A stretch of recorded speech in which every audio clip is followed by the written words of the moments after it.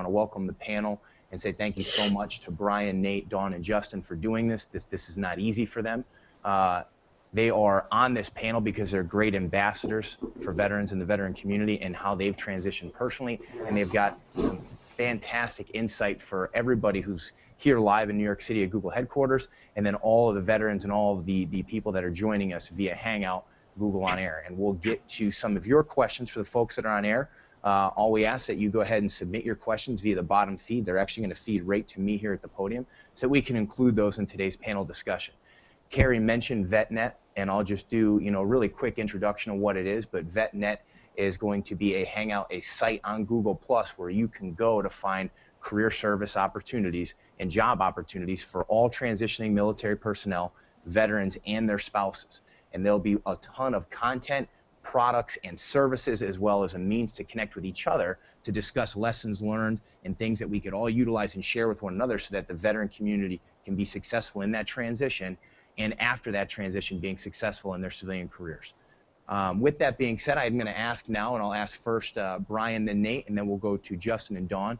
Please just introduce yourself to everybody that's here and everybody who's joining us online, and just talk a little bit, introduce yourself and talk a little bit about your own personal transition. Brian, please. Okay, pleasure to be here. Good to see all the vets out here, in particular all the caregivers, family members. This whole deployment turns everyone's life upside down. So, and I appreciate that. I had family members stick by me going overseas and whatnot, so it's great that all the family members are here and so supportive. I joined the Marine Corps in 1995. I was enlisted, poor kid from New Jersey, single mom, 4 kids. Did well, got in an officer program, the MESTEP program, became an officer, commissioned in 2002. Then I went to my training, became an infantry officer, did 2 tours as a platoon commander in Iraq. Then I did a tour in the Pacific, doing some anti-terrorism and some landslide relief. I became a company commander, then transitioned to the Combat Hunter program. I developed that for the Marine Corps. Got banged up along the way, got a dismounted IED, hit me in Ramadi. I didn't know it at the time, but it blew a disc in my neck, so the whole right side of my body, I didn't get evacuated because I just thought I hurt my shoulder, but over a short period of time, the whole right side of my body shriveled up like Lindsay Lohan on a diet.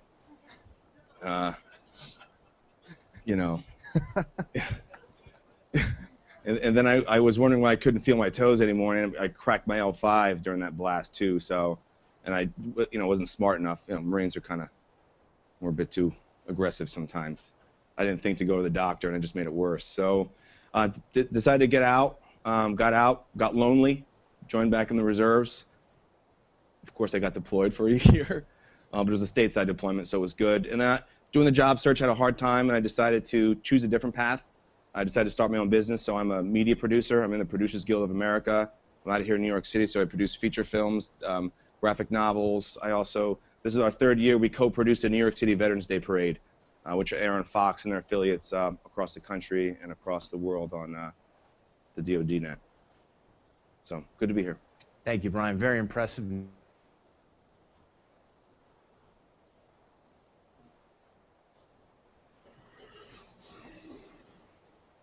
For the organization that I'm part of, which is Hire Heroes USA. Joined the Marine Corps back in 1999 through the NROTC, and then commissioned in 2003 from the Virginia Military Institute. Did 7 years as an infantry officer, 2 tours in Iraq, out on the Syrian border, and then between Ramadi and Fallujah. And then as I was starting to get towards the end of my 7 years in the Corps, tried to figure out what I was going to do. And as I went through the resume writing process and the TAP program and got a lot of good information, what I found was I still didn't know what I wanted to do post-service. And so fortunately I had connections, and one of those connections was Brian Stann, who I served both tours with in Iraq. He was running Hire Heroes USA at the time, and brought me down to Atlanta. And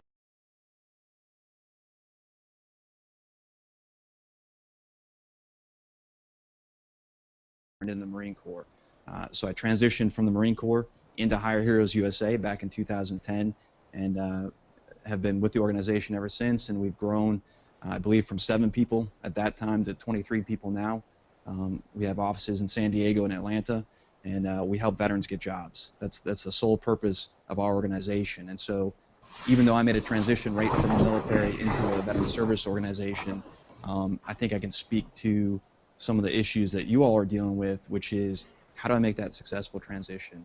What are some of the resources that are out there for me? So just really happy to be here and looking forward to answering your questions. Excellent. Major Constantine, sir, could you please go ahead? It's great to see you guys. Some of you haven't seen since Iraq. So Brian, Nate, Don, all of you, it's good to be here. Thanks for inviting me. And I deployed to Iraq in 2006 as a reservist. I had joined the Marine Corps while I was in law school, and so on active duty I was a judge advocate doing criminal prosecution and criminal defense. But I didn't deploy. But I deployed in 2006 as a civil affairs team leader, and I was attached to 3-2, where I got to know Brian. And I was shot there, so I came back pretty early from the deployment. I had a job with Homeland Security, so that was waiting for me when I came back, but I actually picked up with a job at the Department of Justice, and then I worked on Capitol Hill as counsel with the Senate Veteran Affairs Committee. Now I started a job almost 2 years ago now with the FBI as counsel there on a counterterrorism team. I'm also running my own business as a motivational speaker. And a critical component of that was going through that EVP course that Kerry talked about. It's a phenomenal course, and I hope you all, if you have any sort of entrepreneurial spirit, you talk with Mike and Ray there, because you need to get into that course. Also, one thing that was an important part of my transition was getting counseling for post-traumatic stress, which now I get through the Give an Hour program, which is fantastic, and I really encourage my fellow veterans and their caregivers, if necessary, to seek that help, because it does make a big difference in how you do professionally down the line. I think that's a good summary. I'll just look forward to answering some questions. Got it. Thank you, sir. And okay. Last but certainly not least, Dawn, I haven't had the pleasure of meeting you, but I truly admire your story. Please introduce yourself and share a little bit with us.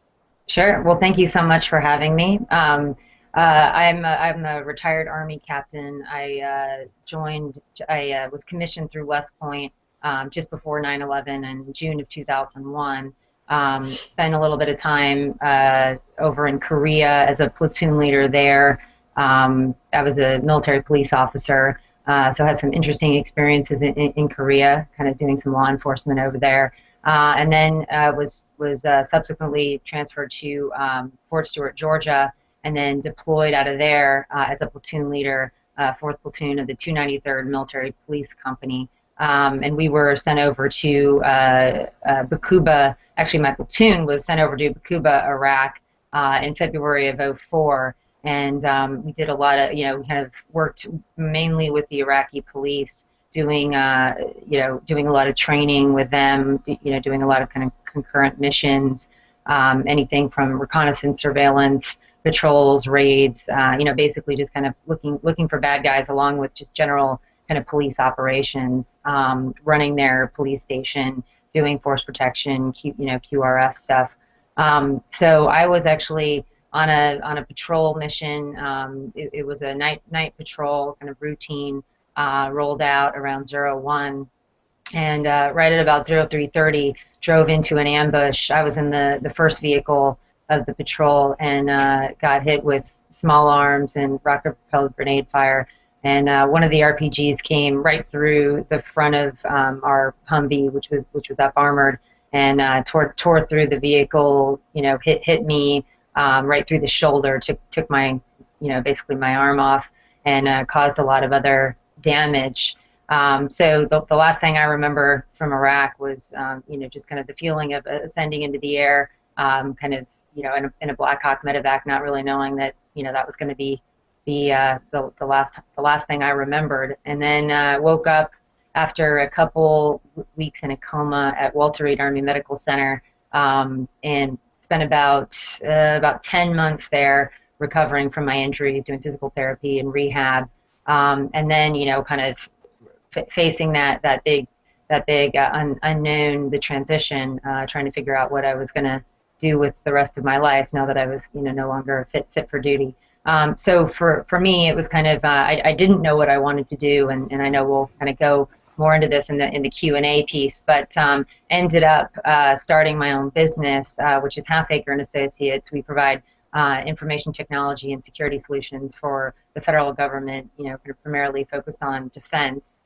Started in 2006 is just me, and we've kind of worked up to be right around 140 folks operating worldwide, which is pretty exciting. So not knowing anything about business or consulting, being the young officer I was, decided to become kind of a consultant in business. And so anyway, haven't really looked back and been doing that ever since. Also working with the Wounded Warrior Project as well with Justin, and really enjoying that. So really the impetus for me was, I wanted to stay connected to the military.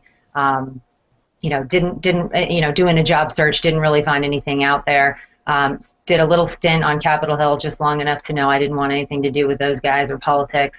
And then just decided to start the company, and really the motto behind what we do is continuing to serve. So obviously we hire a lot of veterans. We serve the military in our business, and it's going well so far. Excellent. I appreciate that. Going right along those lines, as a wounded warrior, what was the most difficult experience during your transition? Now, this doesn't have to be once you were medically processed out of the military, but once you were wounded and you knew you were no longer going to be able to continue your service, and you awaited your orders for discharge through the whole medical process, what were some of the most difficult parts of that experience? And Brian, I'm going to start with you and yours, and then obviously I'll move on to Justin next. For me personally, it was just kind of being lonely, and it's probably the last thing over here at a Marine's mouth. But, when I left, I was at 2nd Battalion, 5th Marines, and, and we all know, so you go to combat, and you train with these guys, and you go through these amazing human experiences, and you're so connected to these people, there's a bond. And then it was this, and I saw it. So I was still a commander. I had to manage, so I managed a lot of guys with PTSD. I manage about 800 IRR Marines now in the New York metro area. So I'm not only dealing with myself, but seeing these other kids deal with it. It's, separating from your unit. That's like the first step of isolation, because you're no longer with your buddies who you're this close with, but you're still around Marines, so you're this close, right? And then you transition out, and it kind of hits you like a truck. It's just kind of gone. And all the guys that you feel, you just feel comfortable waking up and putting on your uniform, just sitting next to a guy. You don't talk about anything, but just being in the same room with these guys makes you feel kind of complete. And then when you leave that and you go home, that's completely gone. And you literally wake up, you're not wearing a uniform, and you're not near anybody. So I think that kind of isolation that comes with separating was absolutely the hardest thing I had to deal with. And now, do you think that delayed you from getting started on your next career? At what point during that isolation did you realize, okay, I have to start thinking about the next step in my career, what I'm going to do, what I'm going to do to pay the bills at this point? At what point did you start to work on that and realize, hey, there's things I need to get together, a resume, I have to get ready to interview for a job, decide what I want to do? Well, I was ahead of the power curve. I plan way, I'm a 24-hour-a-day planner. I had the resumes, I took the classes. I probably applied for at least 200 jobs. I have a film degree. I'm an infantry officer with a film degree, so I'm already behind the 8 ball, right? I didn't really set myself up for success, but I literally applied for like 200 jobs, and I didn't get a single call back. I only got a couple gigs. I worked for HBO, I worked for Hallmark Films. The only way I got hired was because I knew another vet who hired me. But it's temporary employment, like construction. I did everything I could. I was unprepared for failing. I was unprepared for not finding a job. I had no idea that was going to happen. And I went to the EBV program, which is a phenomenal program. I said, you know what? If I can't find opportunity, then I have to create it for myself. Right? If the door is not good, if I can't get someone to crack the door, then I'm just going to blow it off the hinges, right? Like any good Marine or soldier would do. All right. So that's kind of what I did, and really was just kind of looking at. I had a pregnant wife, no job. We just had and then we just had a baby, and I said, I looked at my son and said, what kind of father am I going to be if I don't, follow my dreams and do what I want to do, and create that opportunity. Sitting around all day and searching for jobs and not getting any success is pretty, it's kind of damaging on the ego. So I decided, just to do it for my family, do it for myself, and just to start my own business. And thank you very much, Brian. Before I move on to Justin and ask him the same question, just to highlight something there for all the veterans that are watching via Hangout and all of our veterans here that are in person in New York City, just want to highlight something, how proactive he was in that transition. He said he applied to this many jobs. He had the resume already going. These were all things that he had started months before his final date was, and he was transitioning out of the military, which, being the Chief Executive Officer of Hire Heroes and helping veterans transition every day, that's something we see very often. We get a lot of veterans that come to us for help where they're 6 or 7 months before getting out, which makes that transition a lot easier. Then we get a lot of veterans that come to us that are, I'm evicted, I've got nowhere to go, I'm calling you from a payphone on a toll-free number. What can I do? And that's the difference between those two scenarios, that proactiveness that he displayed. So just want to make sure we highlight that before I moved on. And Justin, now things were obviously different for you. You were a reservist. Right. You said you had a job. However, though, we've seen reservists have problems with that before. What were some of the experiences being a wounded warrior and then going back to that job and in your transition? What were some of those most difficult experiences for you? Well, yeah, thanks, Brian. I actually did not go back to my job at Homeland Security because, although they have my job for me, but I used to do a lot of talking and teaching and on the phone a lot with that job as a lawyer, and I couldn't do that anymore because my jaws had been shattered. So I was going to need surgeries for the next couple of years. I drooled like crazy when I would talk. I didn't want to do that. I know they would have found something for me to do, but I didn't want to be in that position. And actually, kind of like what Brian just said, a couple of friends of mine who were vets, actually they were reservists also at the Department of Justice, I contacted them and said, do you have anything there? And they were able to make that happen for me. They were able to turn my resume in, and then I was hired there. But it's kind of like what you're talking about being proactive. I identified a problem that was coming up on the horizon, and I did something about it. I was also lucky enough that other folks in the DC community heard about what happened to me and reached out to me with different offers. So I was very lucky in that regard. But even if they hadn't done that, I would have started talking to more folks than I did because I had somewhat of a timeline. I knew I had surgeries coming up. I had some room to operate there, and I didn't want to get stuck, in a situation you're describing there. As far as my small business that I'm running now, that's taken quite a long time to develop, and I've had to do it on the side while I have my permanent job, just for financial reasons and because starting a small business does take a lot of time. And so I look forward to the day when I can do it full time, but it's something that people have to keep in mind when they think, okay, I'm going to start my own business, that it takes a while to get contracts, it takes a while to get that paycheck, and you have to be prepared for that. And quick caveat off that, Justin, you mentioned your initial transition. You mentioned you couldn't do the speaking because of the jaw and the drilling. Right. How did you overcome? Because now you're starting your own business where you're in the public eye, you're doing public speaking. Right. Was there some fear of being in the public after your wound when you were transitioning? And if there was fear, how did you overcome it to obviously the point where you are now, where you're proud to stand on the stage and talk to people? Yeah, it's kind of ironic that I'm doing motivational speaking when I can't really speak very well, but hopefully the crowd understands that. But you're right. I mean, I was really bothered by the way I looked. I don't look the way I used to, and I'm coming up to the end of my surgeries now, but for a long time, even though the doctors promised they have me looking like Brad Pitt, that hasn't quite happened yet. So, I was concerned going into work every day with people I don't know. Even today, when I eat, I have to wear a bib, otherwise I drool all over myself. And it's, I don't want to say it's humiliating, but I know it looks goofy. And I guess I just one day said, you know what, yeah, I look different, but so what? I have this problem with so what. People keep telling me how great it is that I went over there and helped defend our country and do that, so I should take that to heart. This only happened because of something I did, which is commendable, just like everyone there in the audience. And so I've come to terms with it. It really bothered me for a long time, but now I'm like, well, this happened. I'm a better person for it, and now I want to help others. And if I look a little bit different and drool, so be it. Inspiring, to say the least.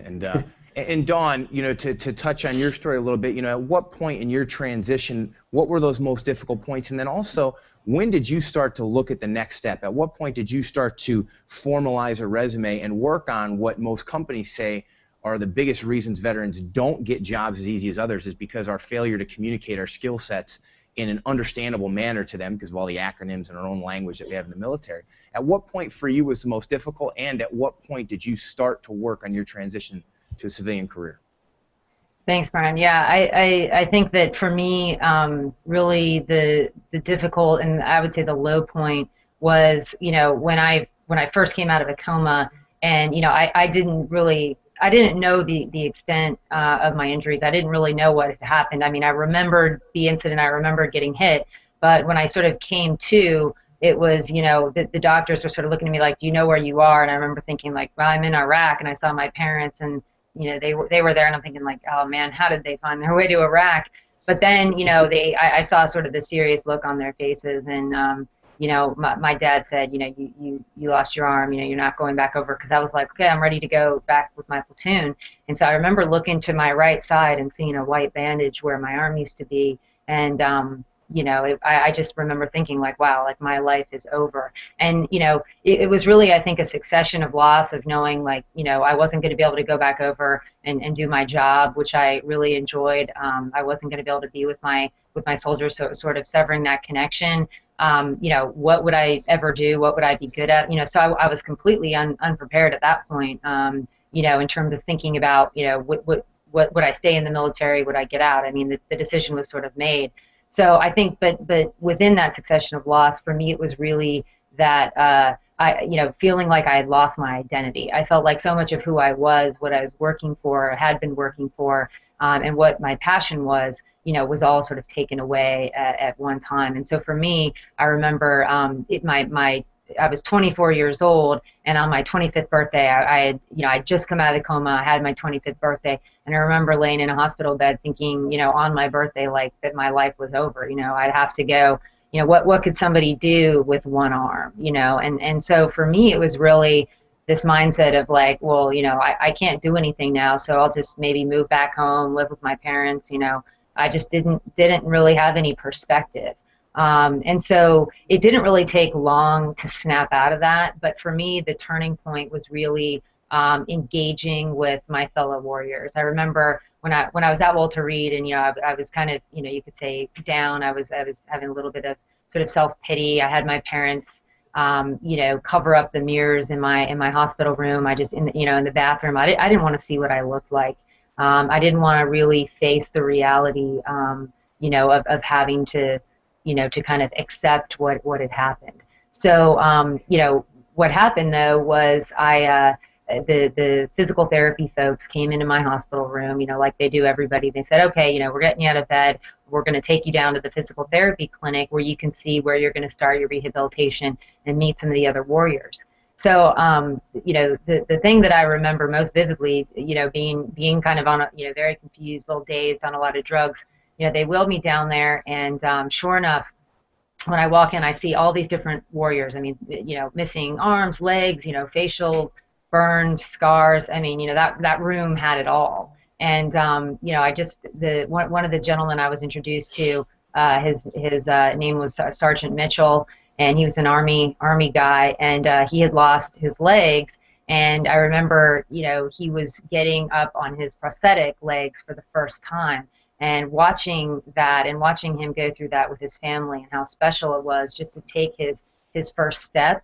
That for me, I mean, I look at this guy and I'm like, wow, he's, he looks more injured than I do. How could I be so selfish and look at what he's doing? And so that was enough motivation, and meeting the other warriors and hearing their stories was enough motivation to be like, wow, there's, it's not about what I'm missing. It's not about what I don't have. It's about what I can still do and what I'm going to do with that. And so really my perspective, I think, changed pretty quickly after that.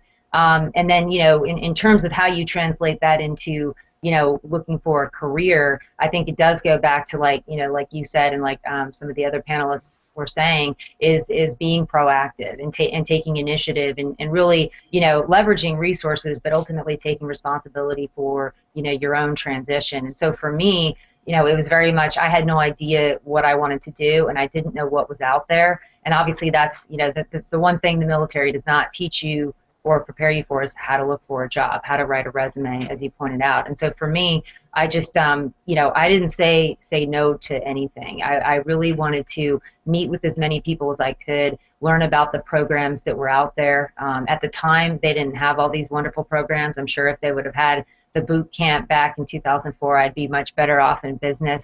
But there were a few resources at the time. I know Hire Heroes was great. Wounded Warrior Project's Warriors to Work program. But for me, it was just really educating myself on what opportunities were out there. And in some cases, finding out what I didn't want to do. You know, I did a little internship I mentioned before on Capitol Hill, and it taught me a lot. But it really taught me that I did not want to work in, you know, on the Hill or in politics. And so it was just really trying to find my stride. And so, like you know, we talked about before, what was brought up before, I decided that, you know, I just needed to create my own opportunity, because, you know, doing interviews for jobs just, you know, I just didn't get that fulfillment, that identity back that I was looking for. And so for me, it was just wanting to start my own thing and kind of being naive enough to go for it. So. Great, great. Now, we've kind of touched a lot on the emotional issues that are encountered and endured during that transition period. And once you get over that, then what needs to happen next? And the word proactive keeps coming up. But Nate, I want to turn to you right now to talk a little bit. We've mentioned, okay, the resumes, the interview skills, which is the basic blocking and tackling of transitioning and finding a new job, but also one of the biggest reasons why the veteran unemployment rate is higher than the civilian unemployment rate is our inability to communicate our own skill set. There's a ton of skills that veterans have. I personally remember my own first resume. When I wrote it, I could have gotten a job as a mercenary, possibly CIA maybe, but it was very tactical. There were acronyms everywhere, terms like HVT, IED everywhere. You know, people in business and regular jobs don't understand those. So Nate, speak a little bit about your experience in helping thousands now of warriors transition, both wounded, non-wounded, and how important that those basic blocking and tackling skills are. Yeah, I think one of the important things to remember for everybody in this room, whether you're a wounded warrior or a caregiver, spouse, loved one, is that even for people in the military, it's not that different than the challenges that a lot of other unemployed folks are going through. It is difficult to try to sit down and quantify what your value is as an employee, really as a person, because that's what a resume is. And so this isn't something that's just unique to military veterans. It's also something that everybody else who's unemployed is going through as well. And there's people out there who can help. In other words, neither Brian nor I was an expert at this. As we started the process, my resume looked an awful lot like his, except for I didn't have a silver star on mine. And then I had to change it. You know, I sent it out to professionals. You know, my network of friends and relatives I had stayed in contact with throughout my service in the Marine Corps, and they red-penned it and they sent it back. And I cried for 2 days about the fact that I couldn't represent all the stuff that I thought was important from my Marine Corps experience, and then I changed it. And so I guess the big thing to remember is that you have people who are in your corner, and sometimes it's a matter of asking. And yet for a lot of us, there's a pride issue.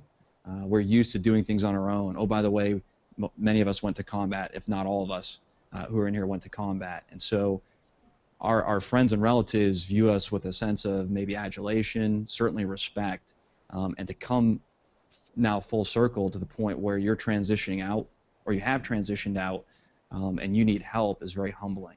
But the point is, the most successful way that people get jobs is through networking. The job I have now is through networking. There's different figures out there that say up to 80% of jobs are filled through networking. So it's not just resume writing, although there's organizations like ours that can help you do that. There's who do I know, as Dawn said, you know, not saying no to things. As Brian said here, using those networks, using those connections, and allowing other people to help you.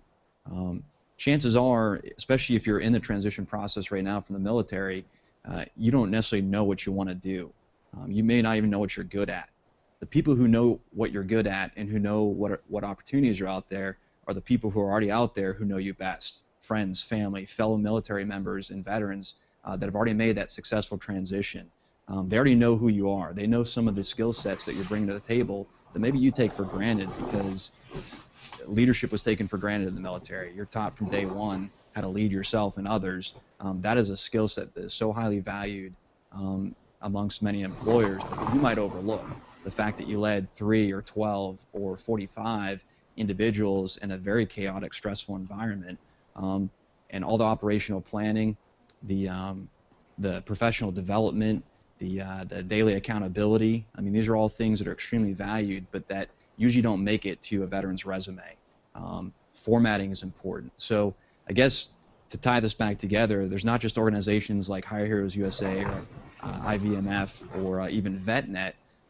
Use a network you already have in place, which is your friends, family, fellow veterans that have transitioned out, and they will start steering you in the right direction. And I'd be surprised if you ask someone that you know to check out your resume if they wouldn't do it for you. The more eyes you get on that, the better it's going to be. And then as well, once you start pushing that resume out to your network, people will find opportunities that aren't advertised, that aren't on the internet, that you may not even know would be a good fit for you, and they'll take that resume and start working for you. It's basically like investing, financially, except for this is for your job search. Use that network and allow them to start working for you, and that's that much less work that you have to do, and chances are good things will start happening. You won't have to go to 200 or apply to 200 jobs without getting a call back, because now people that know you best are basically taking your resume in a targeted manner and sending it to people who are going to want someone like you.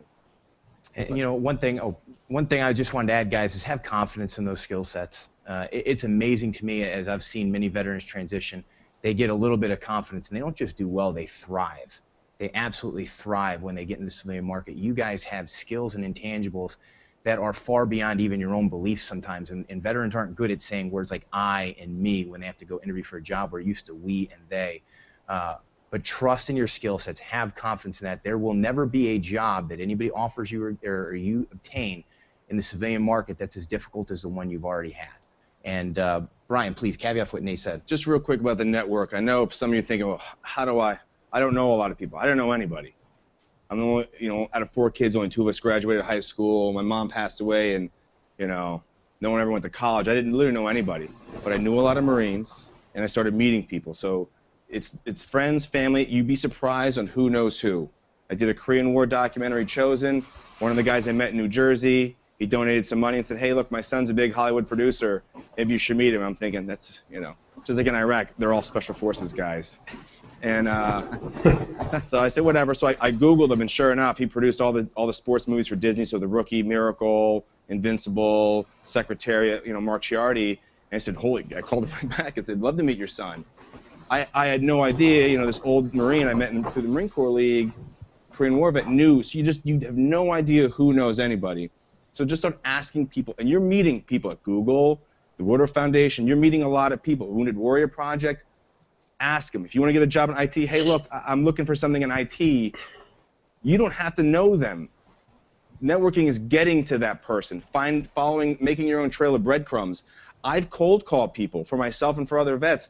Let's say you want a job doing IT, you don't know anybody.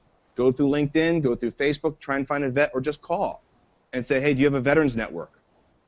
NBC Universal has a veterans network. Disney has a veterans network. ESPN, there's so many people you wouldn't think in the media industry, but all around you can call these guys. These guys, they know people know so many people. You just start asking. And if you're not sure about the resume, to tie this back to that, find the HR person. Say, can I talk to someone in HR? I'm looking for a job in the IT or tech. Can they look at my resume? You can find a subject matter expert who actually does the hiring to look at your resume and to help you tailor it. And they might, and don't ask them for a job, or they asking for help on your resume. They might give you a job, but I guarantee you, like an HR rep, they know a lot of other HR reps in other companies. And like he said, they're going to start passing it because they care about veterans. They care about your service. They want to help you. You got to let them help you, and they'll pass it on. You'd be surprised how far people are going to go for you, but you got to do that hustle. Excellent, excellent. This is actually going to conclude the broadcast portion of our panel. So those of you who are on Google+, stay with us. We're actually going to take questions from the audience and from our viewers online on Google+ at VetNet. So this concludes the broadcast portion, but we're far from over, ladies and gentlemen. So just wanted to make sure I made that announcement.